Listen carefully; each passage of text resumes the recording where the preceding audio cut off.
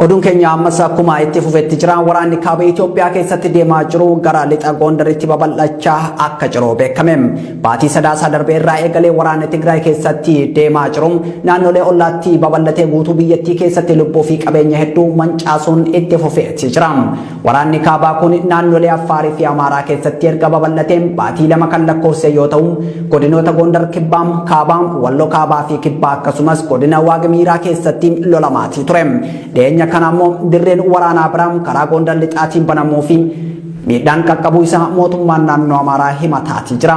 Godina Gondar lixaa magaalaa Shinfaa irratti haleellaa kallattii afuriin banamee ture kan jedhu ibsi mootummaa naannoo Amaaraa kun humnoonni mootummaa haleellicha ofirraa qolataa jiru jedheeti jira.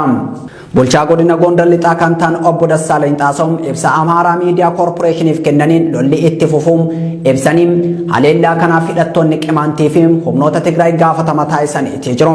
Pirezidaantiin naannoo Amaaraa obbo Aganyaw Tashaagar gama isaaniitiin haleellaa Gondar lixaas ta'e waraana naannichaa keessatti deemaa jiru kana ofirraa qolannee rukutaa jirra jechuun EBC'tti himaniiti jiru. Yeroo ammaa humnoonni Tigraay naannoo Amaaraa godinoota hedduu keessatti lolaa kan jiran yoo ta'u dirree waraana lixaa kana ilaalchisee garuu hanga ammaatti ibsa hin kennine.